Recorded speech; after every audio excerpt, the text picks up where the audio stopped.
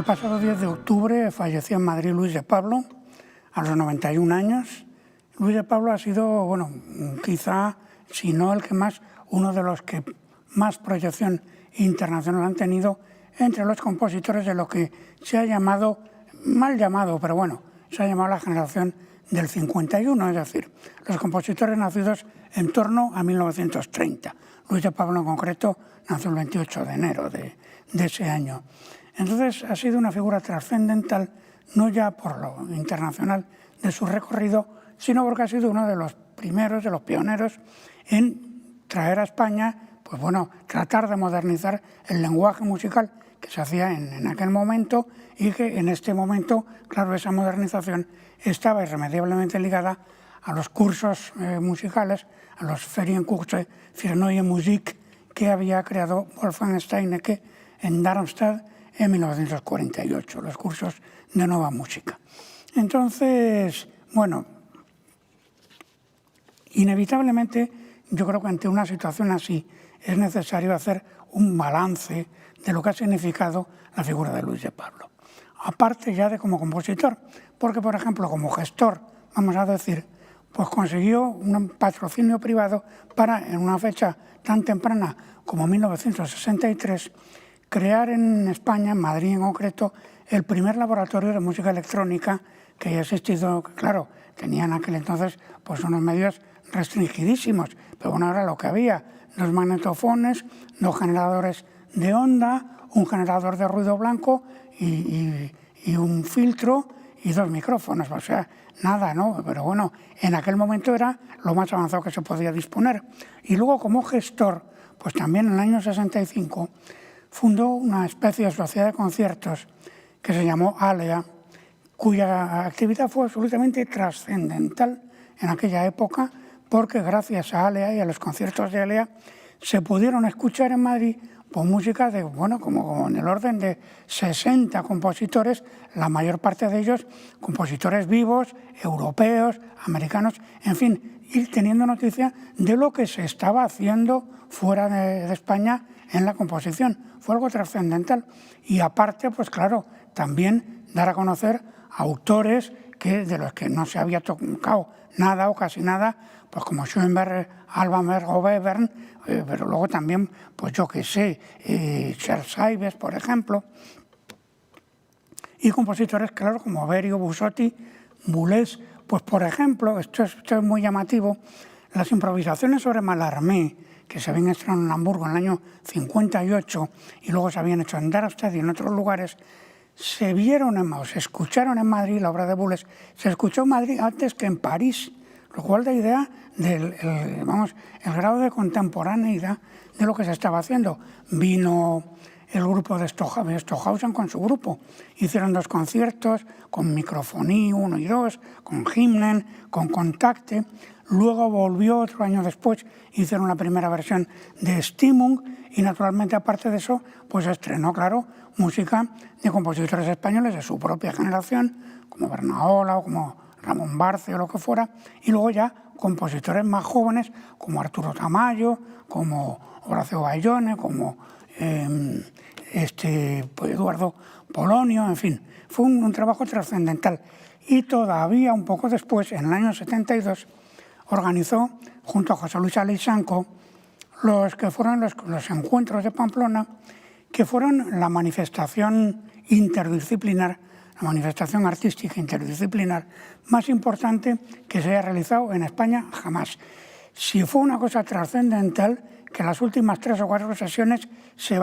prohibió por el gobierno. Esto da una idea de la trascendencia más incluso que estética que tuvo el acontecimiento. Como didacta, Luis de Pablo, bueno, actuó, por supuesto, dando cursos sobre composición contemporánea en España y en muchísimos otros lugares fuera de ella. Ha traducido, fue el primero que tradujo los escritos de Anton Webern, que tradujo el libro de Schoenberg de Hans-Heinz Stücken mit, en el año 64, y se le han dedicado ciclos monográficos a su obra en medio mundo, en Francia, en Portugal, en Noruega, en Canadá, en Japón, en Alemania. Por cierto, en Japón se hizo muy amigo de Toru Takemitsu, dicho sea de paso. Y luego, bueno, recibió muchísimas distinciones, por destacar algunas, entre ellas el oficial des Arts de Lettres del Ministerio de Cultura francés, eso en el año 68, luego ha sido Premio Nacional de Música del 91, el Premio Artur Honegger del año 2003, el Premio Guerrero del año 2004, el Premio Mónaco de Composición por una obra para violonchelo y orquesta bellísima, por cierto, que se llama Frondoso Misterio. Ganó la medalla de oro del Círculo de Bellas Artes de Madrid, el Premio Tomás Luis de Victoria, el Premio de 2020 de la Bienal de Venecia, en fin. Dentro de las algo más de 200 obras que Luis de Pablo, 216 las tengo calculadas, ha escrito música para toda clase de conjuntos, pero ha favorecido mucho los conjuntos de tipo inusual,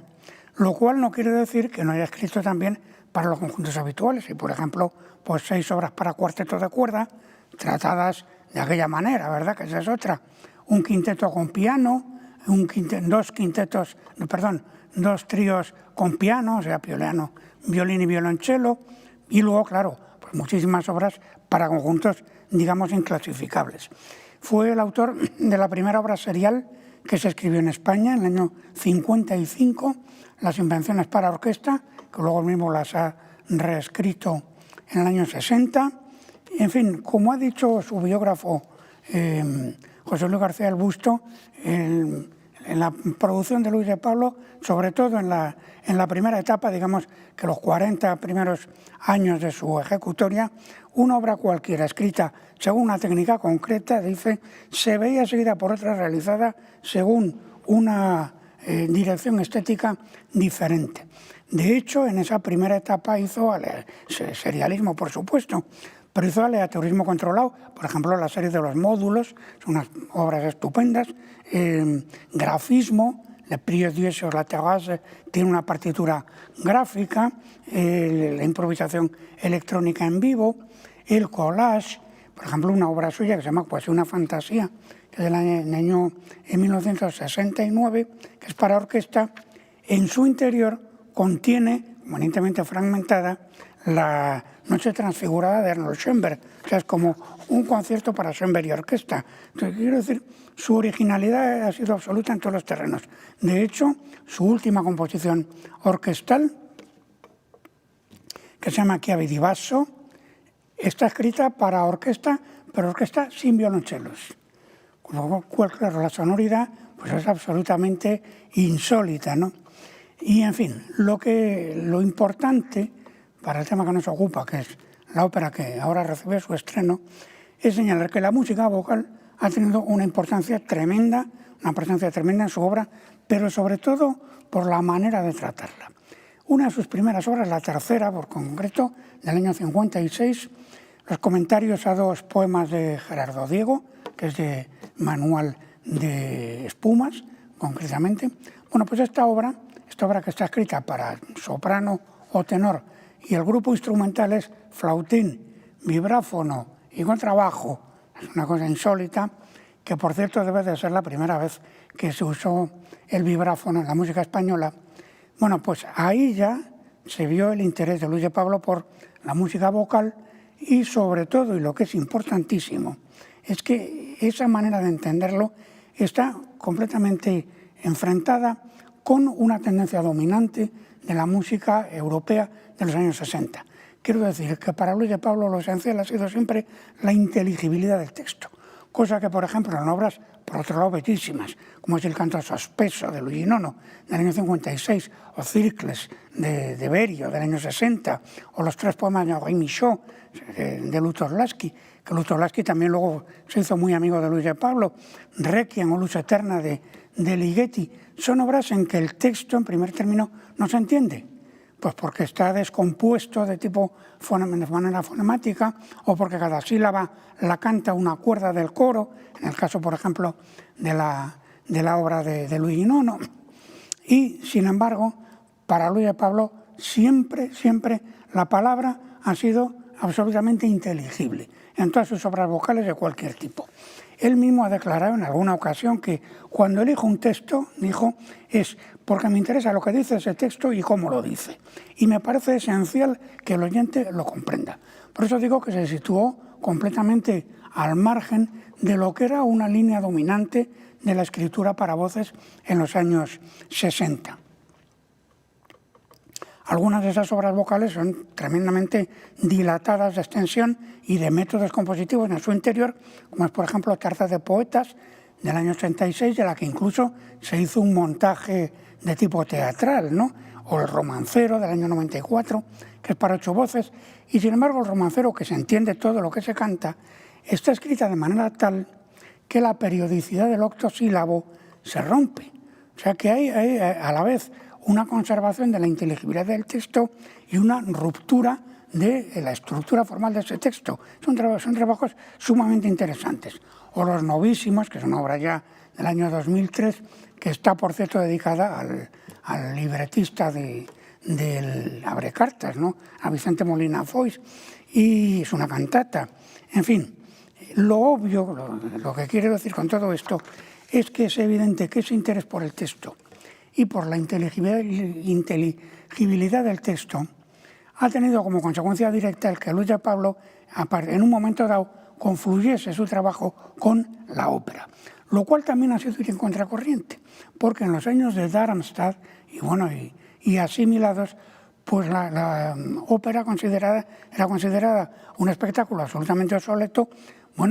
Boulez en alguna ocasión, irónicamente, pero bueno, llegó a decir que había que quemar todos los teatros de ópera. Y, de hecho,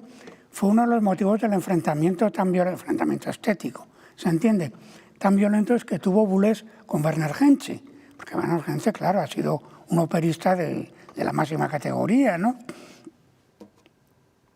Puede decirse que ese desdén por la ópera no se ha reconquistado hasta el año 78, cuando Ligeti produjo su magnífica obra, que es El Gran Macabro. Entonces, en el caso de Luis de Pablo, antes de la propia ópera, hay algunas obras que él reconoce como precedentes de música escénica, que son, por cierto, todas del año 74, Very Gentle, o Berceuse, o Solo un paso, que son para actor o actriz, cantante y un grupo instrumental muy reducido, dominado sobre todo por la presencia de la o las flautas, pero que tienen una concepción escénica, se llaman músicas de acción, las llama Luis de Pablo. Y luego hay otra obra un poco posterior, del año 79, sobre textos de José Miguel Ullán, que además es muy gracioso, que en Luis de Pablo el sentido del humor está muy marcado en ciertas obras suyas, que se llama Pocket Zarzuela, o sea, zarzuela de bolsillo, y que es una obra verdaderamente espléndida y muy divertida. En definitiva, en el programa del estreno, cuando se estrenó Q, su primera ópera, en Madrid, en el Teatro de la Zarzuela, que parte de un texto de Alfonso Vallejo, texto que respeta en su integridad, o sea, es lo que Edgar Istel llamó ópera literaria, para referirse, por ejemplo, a la Salomé de Strauss o a Botschek de Alban Berg, ¿no? Pues esto es un caso de literatura ópera también. Es decir, el libreto es una obra de teatro preexistente. En este caso, pues eso, el Cero transparente de Alfonso Vallejo. Bueno, pues en el programa, el estreno, el arranque del comentario del propio Luis de Pablo sobre su ópera es que esto da una declaración de principios. Y dice: si para meterme en tamaña empresa como escribir una ópera se juzga necesario apoyarse en una tradición viva, el compositor español está de antemano mandado a retirar. Pero si opinamos que las tradiciones pueden crearse, nada habrá más urgente que emprender esta y otras tareas. Creo innecesario decir que ningún imperativo estético de este tipo me ha movido a escribir Q, sino algo tan inconcreto, pero también tan urgente como las ganas de hacer una obra así y no de otra manera. Esa especie de reivindicación del placer composicional, ya digo, es como toda una declaración de principios y me parece que es fundamental a la hora de abordar o de entender pues,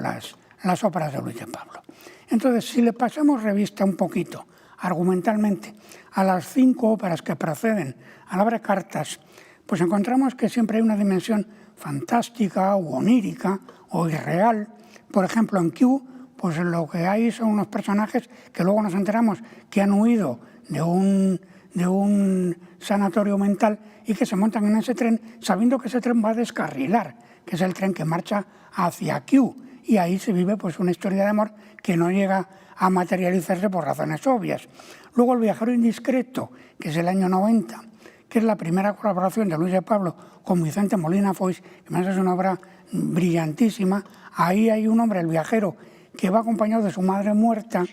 y que tiene relación con dos mujeres, pero que luego trata de luchar o de defenderse de la actitud de esas dos mujeres,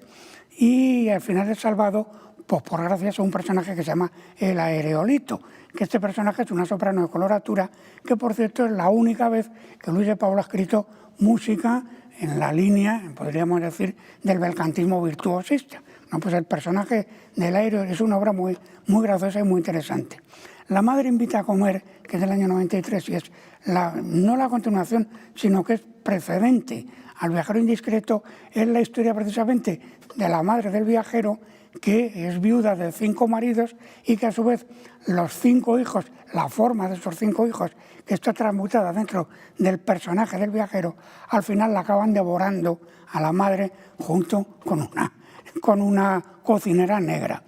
La señorita Cristina, que se estrenó por cierto en este teatro en el año 2001, es una obra magnífica, muy dramática, brillantísima, pues ahí hay un personaje, la señorita Cristina, que murió hace años, pero cuyo retrato sale de su retrato e intenta tener una relación amorosa con el protagonista masculino que se llama Igor, pero al final ella es raptada por una mariposa, que se la lleva por un balcón. Y bueno, la última, Un parque, que es un encargo de la Bienal de Venecia, pues Un parque es una obra de Yukio Mishima, que a su vez está basada en una obra de teatro no. Y claro, como todas las obras de teatro no, aparece un espíritu. En este caso hay 2 personajes, un hombre y una mujer anciana que están sentados en un barco del parque, es ópera de cámara, y aparece un tercer personaje que es el espíritu de esa mujer cuando era joven. El hombre, claro, se enamora de ella, pero es imposible que pueda culminar ninguna relación amorosa. Entonces, claro, interesa recordar todo esto porque el caso del Abre Cartas es por entero singular. Toda vez que es la única vez, la primera y última vez que Luis de Pablo aborda un argumento que utiliza personajes de la realidad histórica y que además tiene unas fechas precisas de desarrollo, desde los primeros años del siglo XX hasta más o menos los años 50. Está basada en la novela, personajes, claro, que son Federico García Lorca, Miguel Hernández, Eugenio d'Ors, Vicente Aleixandre. Vicente Aleixandre, además, que por cierto, Luis de Pablo le conoció cuando tenía 17 años, gracias a su profesor de literatura, que se llamaba Osvaldo Lira, y claro, digamos que esa valoración, conocer a un poeta que luego años después pues sería premio Nobel nada menos, yo creo que eso ha sido muy importante para el hecho de que Luis de Pablo, precisamente porque ha sido un grandísimo lector, un hombre de una cultura literaria extraordinaria, haya considerado siempre que es trascendental la inteligibilidad del texto, como antes decíamos. Y entonces, esos personajes, luego hay otros de tipo, vamos a decir, fantástico o real, como es, por ejemplo, Ramiro Fonseca, que es un miembro de la detestable Brigada Político-Social creada por Franco y que aquí aparece, para denunciar a los republicanos, que son en realidad por los verdaderos protagonistas de la obra, ¿no? Entonces, la obra parte, ya digo, de la obra de la novela homónima de Vicente Molina Foix, que es del año 2007, que además fue Premio Nacional de Literatura,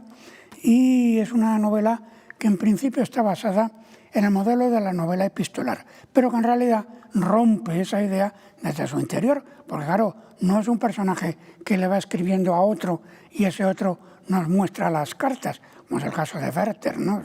Novela modelo verdaderamente insigne donde los haya. No, aquí hay una enorme cantidad de personajes que se escriben unos a otros, de ahí el título, claro, de la novela, y entonces, claro, se va deduciendo a través de esa correspondencia múltiple pues, los aconteceres en la España de la época. De hecho, Luis de Pablo y Vicente Molina Foix se pusieron de acuerdo en reflejar solamente, podríamos decir, del torno a las 200 primeras páginas de la novela, para llegar, pues eso, de principios del siglo XX a comienzos de los años 50. Entonces, la idea de hacer una ópera a partir de esta novela parece ser que partió del propio Luis de Pablo y le propuso a Vicente Molina Foix que redactase el libreto. En tal sentido, pues claro, ni en la novela, ni tampoco en su, vamos a decir, materialización operística, hay una línea dramática continua. Es otra cosa. Hay una multiplicidad de personajes que tienen pues, una serie de relaciones entre ellos, pero que sobre todo lo importante son las relaciones que tienen con el tiempo histórico que les toca vivir. Quiero decir, la obra, más que un desarrollo dramático lineal, es una sucesión de cuadros, un prólogo y 6 escenas, así se llama, y son como cuadros, vamos a decir, estáticos, podríamos decir bajorrelieves o litografías de momentos históricos concretos, y el argumento en realidad lo que nos cuenta es el paso del tiempo a través de esos personajes y naturalmente por la reivindicación fundamental en la obra de esos personajes que han sido los derrotados en la guerra civil generada por la insurrección fascista del año 36. Entonces, digamos, el prólogo de la obra ejemplifica muy bien por dónde van las cosas, porque se trata de unos niños que juegan a un juego que se llama Los Lobicos. Y este juego de los lobicos pues está tomado a su vez de un libro de Lorca, que es Impresiones en Paisajes, que se editó en el año 18 y que, bueno, no, digamos, ha sido uno de sus escasísimos textos que no ha tenido una función ni dramática ni poética. Y ahí es donde se cuenta el cuento de los lobicos. Y en la novela es un personaje que es ficticio, Rafael González Sanahúja, que le escribe a Lorca y le dice, recuerdo cuando jugábamos a esto, en fin. Y entonces, claro, eso se construye en una escena dramática en que los niños juegan ese juego y luego el propio Sanahúja y el propio Lorca, que forman parte del juego de niños, aparecen en escena y entonces es como si se superpusieran dos tiempos diferentes en el mismo. Ese es el prólogo de la obra que materializa muy bien cuál es la idea global. Entonces, la primera escena, la que viene a continuación, se desarrolla ya en el año 33 en Belintonia, en la casa precisamente de Vicente Aleixandre, que arranca con una especie de ragtime, que luego Lorca se sienta al piano y toca pues, una especie de pasacalle. Y esto es interesante porque el pasodoble en concreto está asociado a uno de los personajes, el personaje de Babinski, de la ópera Q. Quiero decir que ese tema de la parodia, de la cita, de la referencia,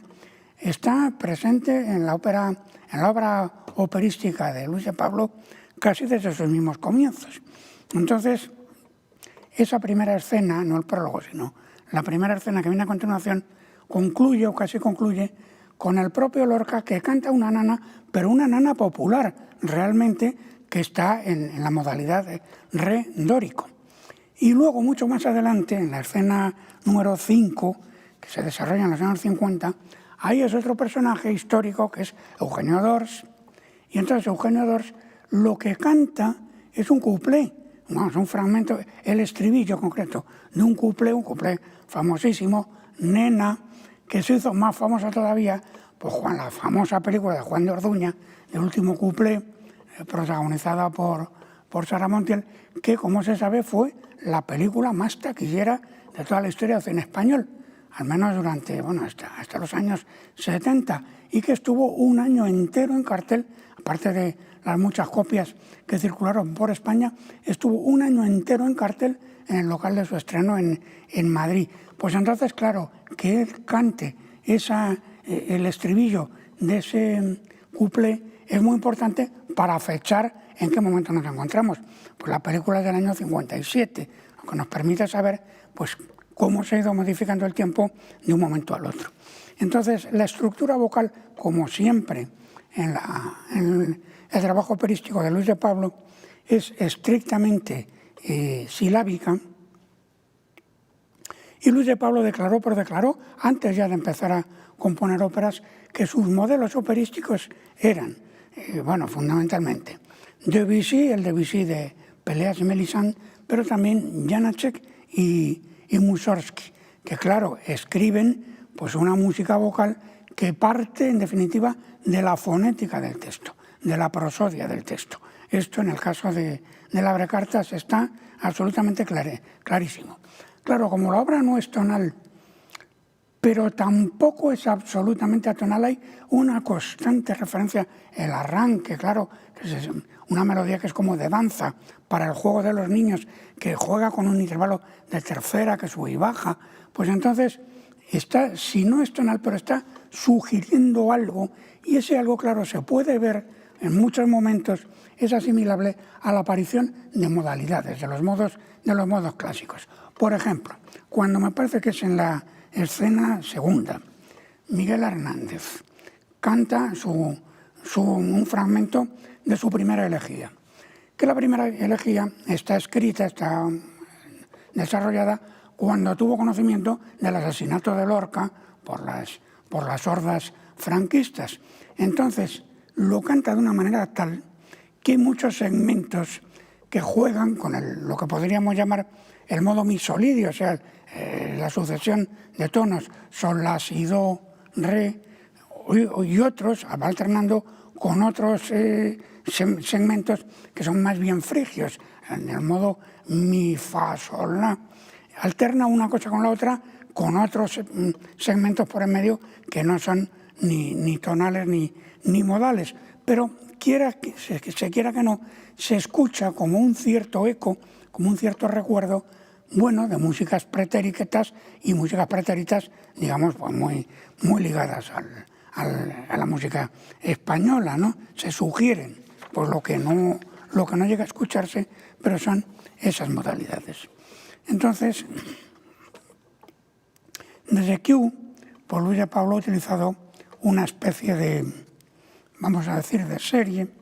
que está basada en la alternancia de terceras y de intervalos, de tercera y de quinta, de manera que se pueden formar acordes que claro, luego no están tratados de forma,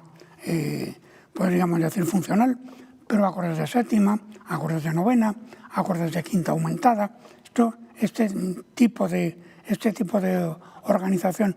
no armónica funcional, pero que sí tiene una sonoridad particular, es muy frecuente, sobre todo en la música operística de Luis de Pablo, y aquí, pues claro, de manera evidentísima, ¿no? Y además el intervalo de tercera tiene una importancia particular aquí en el Abre Cartas, porque la obra comienza con un unísono de flautas y violines haciendo un do sobreagudo, y enseguida lo que se escucha es una tercera menor, do, mi bemol. Y entonces ese primer intervalo ya, digamos que marca una parte importante de la obra, porque la conclusión, que es un dúo de dos personas, Alfonso y Estefilla se llama, que es un dúo sin acompañamiento instrumental, es una parte realmente muy bonita, muy emotiva, acaba precisamente con una tercera mayor, y luego con una sexta mayor, que es una tercera menor invertida. O sea que el intervalo de tercera tiene una importancia verdaderamente estructural dentro de la obra. Y por otro lado, la asignación a ciertos personajes de ciertas alturas, como es el personaje, por ejemplo, de Lorca, que está asociado, al menos en su primera intervención, a la nota si bemol. En fin,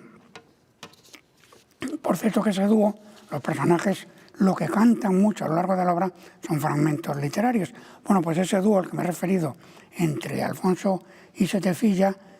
la materia de ese dúo, lo que se canta, es en realidad pues un fragmento de Vicente Aleixandre de un libro que es La destrucción o el amor. Entonces, claro, de la misma manera que el interés por la música vocal ha llevado a Luis de Pablo a la ópera, también el trabajo operístico ha tenido luego su reflejo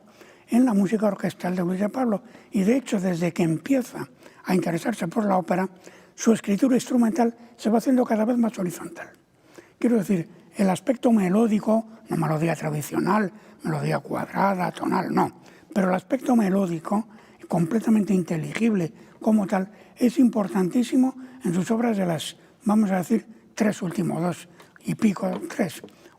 décadas. Por ejemplo, una obra como Las Orillas, que es del año 90, una obra orquestal, que es como una especie de sinfonía en tres movimientos, o en el quinteto con clarinete y cuerda, un poquito posterior, son dos obras bellísimas, pues hay claramente una escritura horizontal, lo que salta a primer término. De hecho, en el segundo de los tríos con piano, que está del año 2003,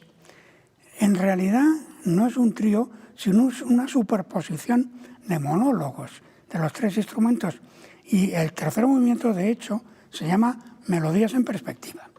Entonces, en realidad, la fascinación por la escritura, resumiendo ya todo lo que llevamos dicho, la fascinación por la escritura vocal ha llevado a Luis de Pablo a la ópera. Y la escritura de óperas ha transformado el estilo de Luis de Pablo en su última época. ¿Hacia qué? Pues hacia una simplificación cada vez más grande y más perceptible. Pero claro, naturalmente, eso va en beneficio de la belleza de las propias obras. Esto lo dijo muy bien, y ya con esto acabaremos, pues, Barnett James, crítico inglés, señalando, dice que Luis de Pablo tiene el valor de ser sencillo en el verdadero sentido de la palabra. Esa sencillez es la característica de su música más reciente, de la que el Abrecartas, de luego, digamos que podríamos señalar que es el ejemplo más cualificado. Y dice Barnett James, es una verdadera prueba de fuerza para un compositor de nuestros días, esa búsqueda y ese logro de la sencillez como forma última de escritura.